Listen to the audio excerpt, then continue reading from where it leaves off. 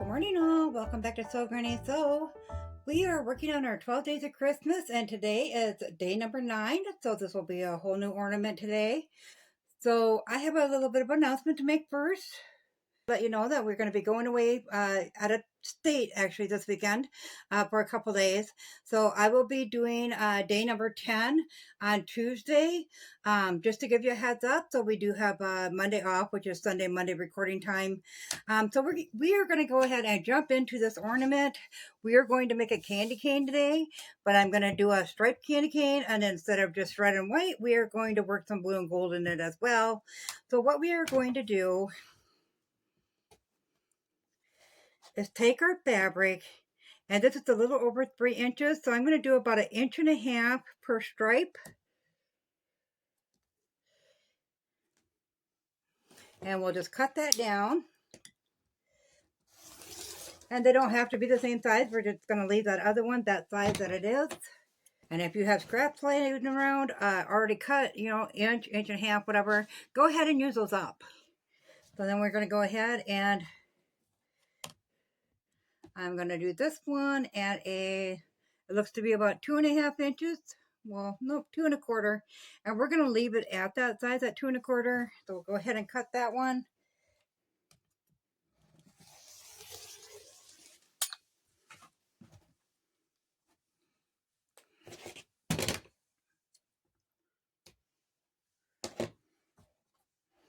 And then from there, we'll do some that are 1.5, maybe 2 inches. Just kind of vary your lengths. All just to use up your scrap. So whatever you got, whatever size you got, whatever size you got, that is totally fine. Aside and hang on to that in case we need that later. And then I am going to take all of these and just fold them in half. Well, you know what? We're going to take the shortest one here first, which would be these 2 red ones. And we're going to fold those in half.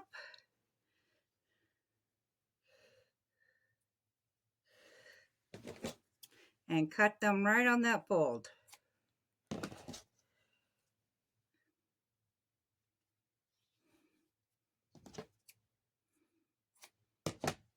Okay, so we have about 7 3/4 inches on those. So we're going to go ahead and do these all about that size, 7 3/4 inches.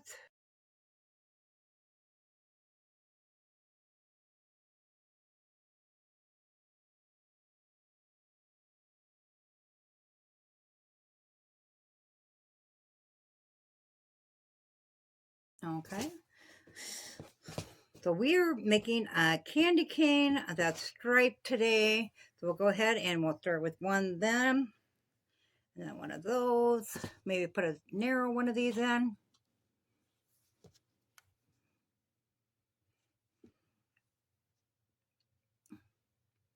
And since we got extras of these, we'll go ahead and go with the narrow one. And then we're going to duplicate this onto another piece.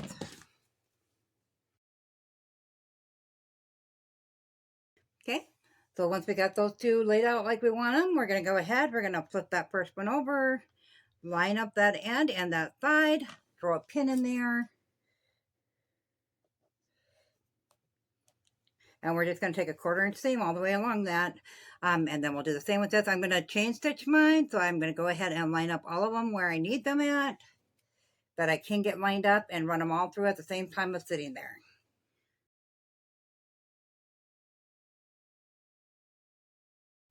So I'll get all 4 of these done with a 1/4 inch seam. I'll iron them open and I'll meet you back here. Okay, now that we have them sewn together, I went ahead and attached that last piece on as well when I was doing those.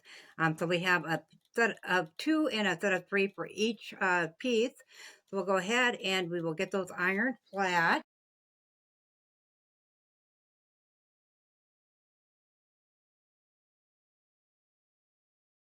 Okay, now that we have that one done, we're going to go ahead and attach the last 2 pieces together like that. So I'll get that done, iron it flat, and I'll meet you back here. Okay, now that we have both pieces done and they're ironed flat, we are going to put the 2 small red strips together, and we're going to sew that seam and iron that one open. So I'll go ahead and get that done, and I'll meet you back here. have our fabric all put together. If you don't want to use a striped fabric like this and you have some red and white striped fabric that'll work for candy cane, great. You can use that. I did not, so I thought, well, this would be really cute to make a colorful one. So now we're just going to bend that like that, where that seam was. And if you want to put a pattern on cardboard, you sure can. So that is what I'm going to do to make sure that I get the right size of sticking with the size of patterns I've been doing. So that looks good. So I'm going to go ahead and cut this out, and then we're going to put it on here and cut around it.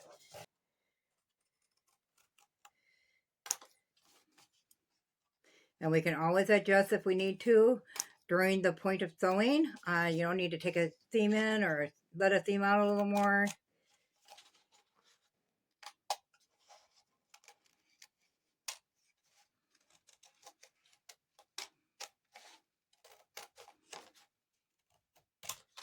Okay, so we're going to start with that shape and see if that works for us.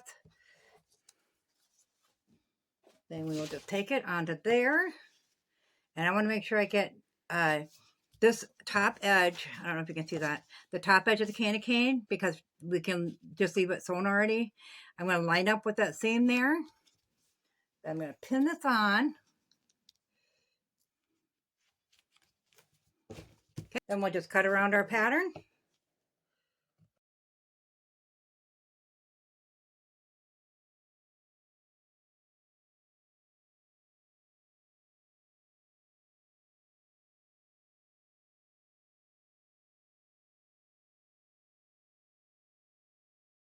We'll set all that aside. I mean, there's still plenty of fabric there. We can use that for something else. We'll take that pattern piece off of there. Then we're going to go ahead and take it to the sewing machine, and we're going to put a 1/4 inch seam all the way around it up until the bottom. We are not going to stitch the bottom in. So we'll go ahead and get that done, and I'll meet you back here. We've got that sewn up. I forgot to mention to you, go ahead and back stitch both when you start and when you finish, so that doesn't rip apart when we turn it the right way. So now we're just going to clip up them corners up to the stitching you did, but do not cut the stitching. Then you can go ahead and take a few notches out of this up to the stitching, but do not cut the stitching.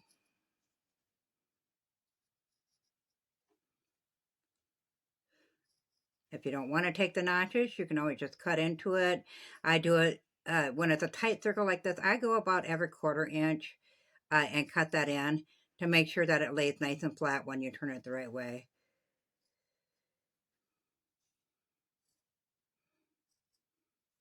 And then the same with this. I'm just going to trim that right up, and then you want to cut into that. And I forgot to mention to you, the reason we want to leave that top seam there is when you are sewing around a lot of curves like that, that top seam makes it so the fabric stays together and lined up when you're sewing. And it really helps. It helps more than you would think. So if you're doing the single layer fabric, you know, just red and white striped or whatever, some of this, you will have to cut these slits, but some of it won't apply to it. However, you probably want to stuff it, where I'm not going to stuff mine because I have all these layers to it already. So I am not going to stuff this. But you can use any.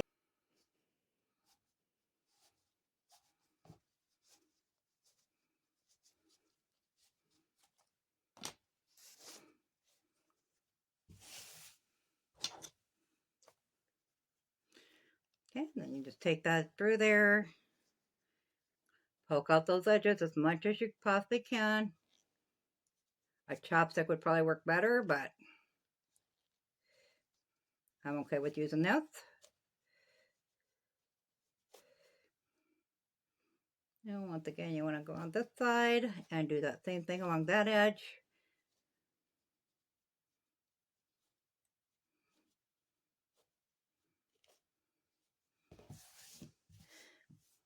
So you can see we could have went a little smaller there with our stitching. So like, maybe like that. But I think I'm going to leave it just like that. And then we'll bring it to the iron and we'll get that ironed flat. Or if you wanted to stuff it at this point, would be the perfect time to stuff it.